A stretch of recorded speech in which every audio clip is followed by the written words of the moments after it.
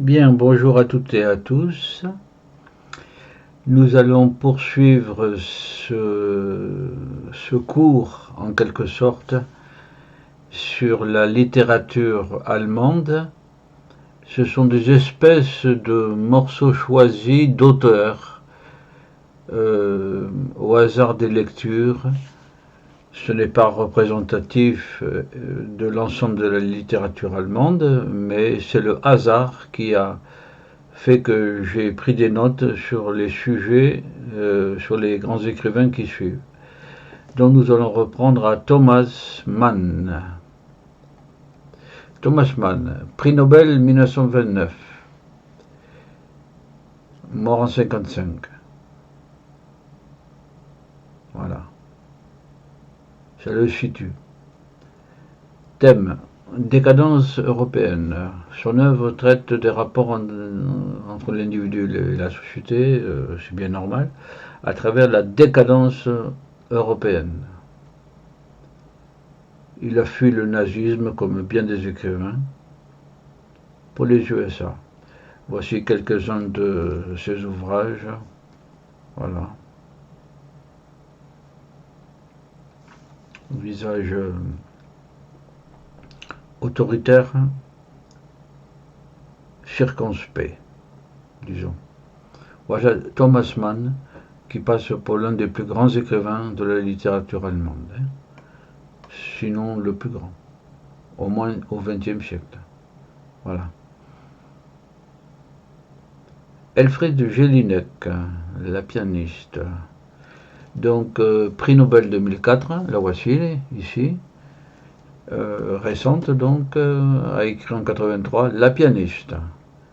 Donc, pour ceux qui voudraient approfondir, voilà. Un site. En 1996, elle avait ouvert un site, elfriedejelinek.com. Internet pour elle, c'est la liberté. Vous pouvez faire tout ce que vous voulez, vous n'avez rien payé. Moi, j'ai payé de ma vie, mais ce n'est pas votre problème. Elle a payé de sa vie. Bon, d'accord.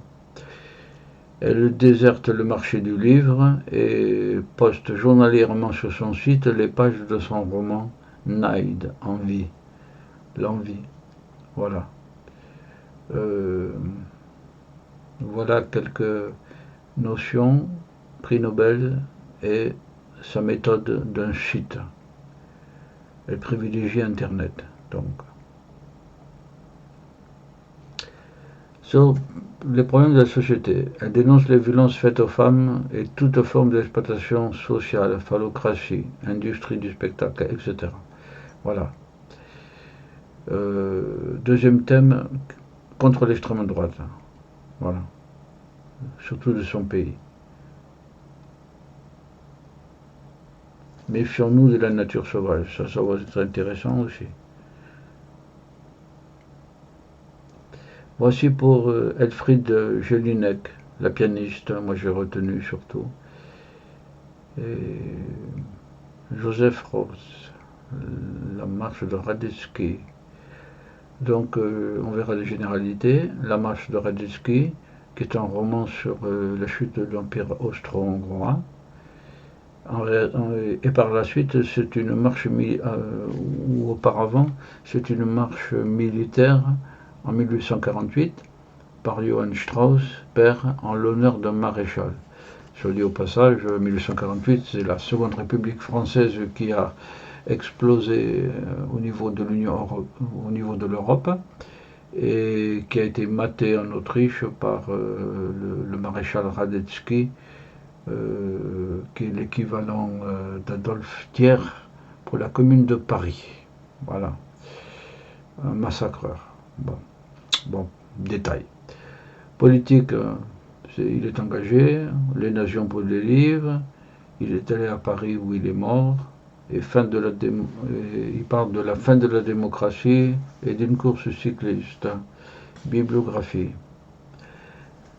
Joseph Ross, donc généralité, austro-hongrois, juif, de langue allemande, mort en 1939. La marche de Radetzky, qui est son chef-d'œuvre. Roman qui relate la chute à travers les 3 générations d'une famille. la fin de l'Empire, quoi. La marche de Radetzky. Il s'agit donc 1848 par Johann Strauss père en l'honneur de maréchal autrichien, bien sûr,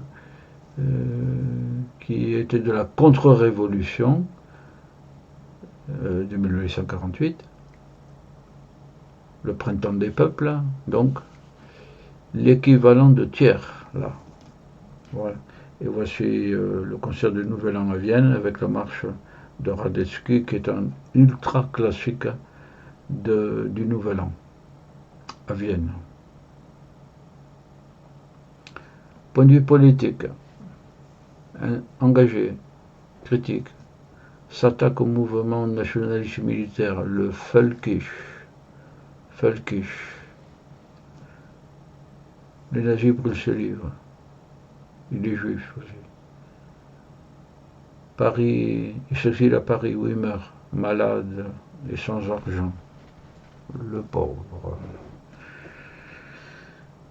Fin de la démocratie. Oui, c'est lui qui a souligné que la dissolution du Reichstag en 24, je ne suis pas tout à fait sûr que ce soit en 24, a coïncidé avec une plus grande course cycliste. Celle-ci a suscité bien plus d'intérêt que la mort de la première assemblée parlementaire de la République. Oui, voilà. Mais quand le Reichstag a brûlé en 1934, ça dit la même chose. C'est les nazis qui l'avaient fait brûler, c'est Hitler qui l'avait fait brûler. Bibliographie, si vous voulez en savoir plus, Jacques Ross, une anthropologie, il y a tout ce qu'il faut pour approfondir là. Anne Perrier, qui ce sera vite fait aussi, c'est une poétesse suisse, très proche de nous. Anne Perrier, morte en 2017, 94 ans, le bel âge déjà. Mais enfin, à tous les âges, on n'aimerait pas mourir. Hein. Bon. Biblio 1988, poésie, voici une référence. Voilà. Et elle a eu le Grand Prix de poésie du ministère de la Culture. Une poète pour tous ceux qui aiment la poésie, qui s'y ressourcent, c'est une référence. Peter Weiss. Synthèse. Homme de lettres et cinéaste. Œuvre majeure, l'esthétique de la résistance. 892 pages, c'est un pavé. Il a fait une thèse. L'art comme lutte. Émigration. Il a quitté l'Allemagne en 1933, au bon moment. A vécu en Suède comme un étranger. Admirateur d'un romancier suisse, Hermann Hesse. Donc le voici.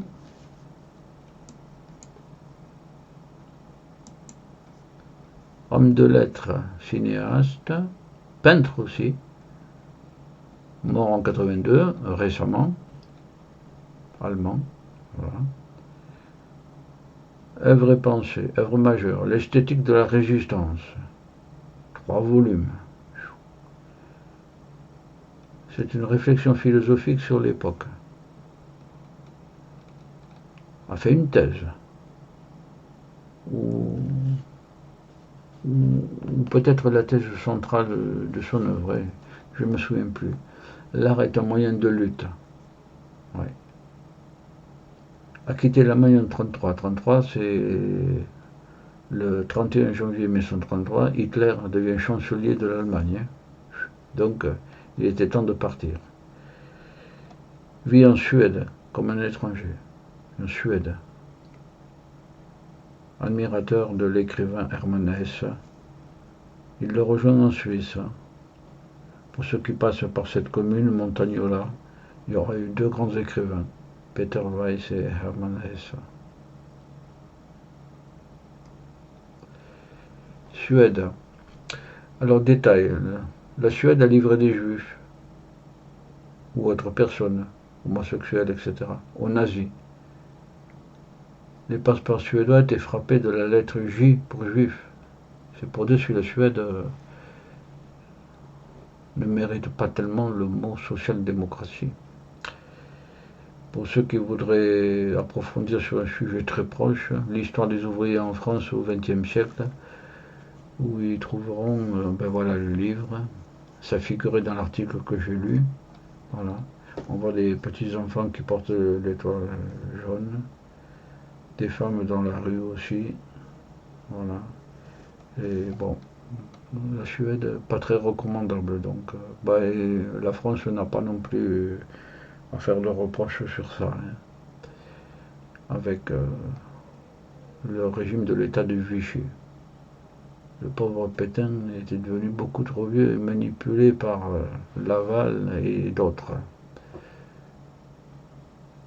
Il ne reste plus dans cette liste que Bernard Schlink, professeur de droit, écrivain. Il a écrit, il superpose des générations différentes.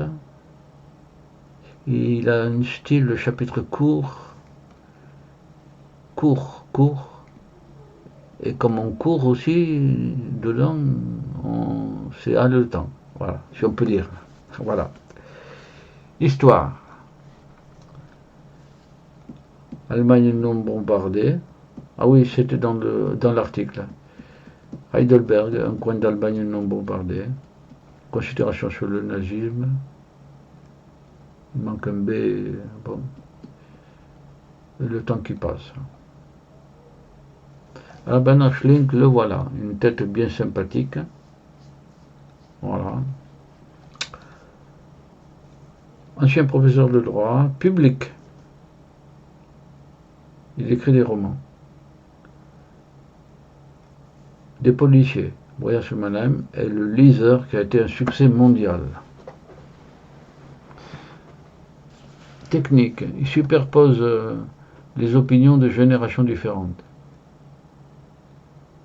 Il superpose sur le même fil. Oui, voilà, c'est ça. Il a des chapitres courts et haletants. Paysage lyrique. Intéressant.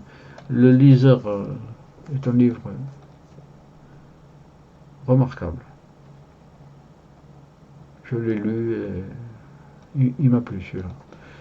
Herta Müller, plus haut, un peu complexe et sombre, tout triste aussi. Bon. Histoire. Heidelberg n'a pas été détruite en 1945, c'est bon à savoir, pour ceux qui veulent voir enfin une ville authentique du Moyen-Âge. Les contemporains de Bernard Schlink ont été préservés du crime par la grâce de la naissance tardive. Ils ont le bonheur de naître après la guerre, hein, ou pas loin, quoi. En tout cas, de ne pas être suffisamment, de ne pas être parvenus à l'âge où ils auraient pu relever de la Hitlerjugend. Le temps qui passe, mes classiques à moi sont déjà morts. Eh oui, eh oui. Voilà, je vous présente, au cas où vous ne le remettiez pas, Helmut Kohl. Kohl, c'est le chou, hein. En allemand, chancelier allemand de la réunification allemande et de la poignée de main de Douaumont avec François Mitterrand. La poignée de main. Il y avait la poignée de main Charles de Gaulle Adenauer, et puis il y a eu la poignée de main François Mitterrand, Helmut Kohl.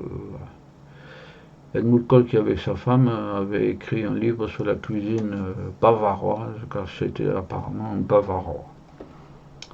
Voilà. Voici Heidelberg. Hein. Oui, bon. Très beau. Et voici encore Heidelberg. On remarquera qu'il y a des pavés ici, voilà. À Paris, il y a de moins en moins de pavés, parce qu'en mai 68, les étudiants les ont décelés pour les jeter sur les forces de l'ordre, comme on dit, et que par la suite, à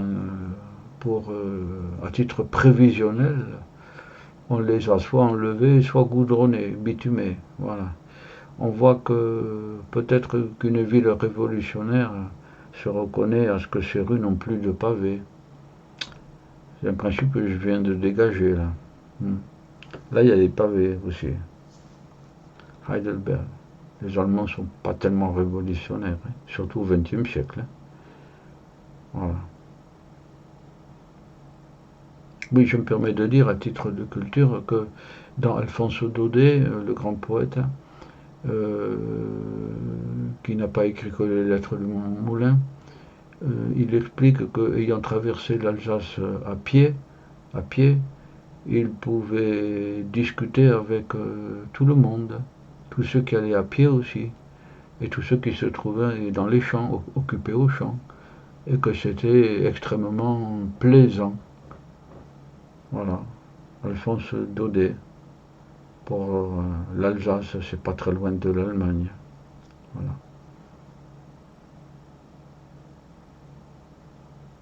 Eh bien, avec cette deuxième partie, nous en avons fini avec cette introduction, en tout cas, à la littérature allemande, qui nous a fait passer en revue une bonne dizaine de personnalités allemandes. Thomas Mann, voilà, Hertha Müller, Bernhard Stink, Günther Schwab, etc. Ça peut être des noms que vous pouvez vous approprier, notamment après avoir lu un de leurs ouvrages, ou même sans avoir lu, hein, voilà. Et ça permettra d'enrichir vos conversations, voilà. Et votre cerveau aussi, bien sûr, entretenir vos neurones, voilà, par des choses intéressantes. Ceci étant dit, il nous restera éventuellement une autre ou plusieurs autres littératures à parcourir, hein. On verra, mais sinon vous avez tout ça déjà sur mon site de culture sociétale et j'enrichis tous les jours, normalement aussi. Voilà. Cela dit, sur la Trümmer Literatur de Heinrich Böll, je vous dis au revoir et à un autre cours sur une autre littérature. Voilà. Au revoir à toutes et à tous.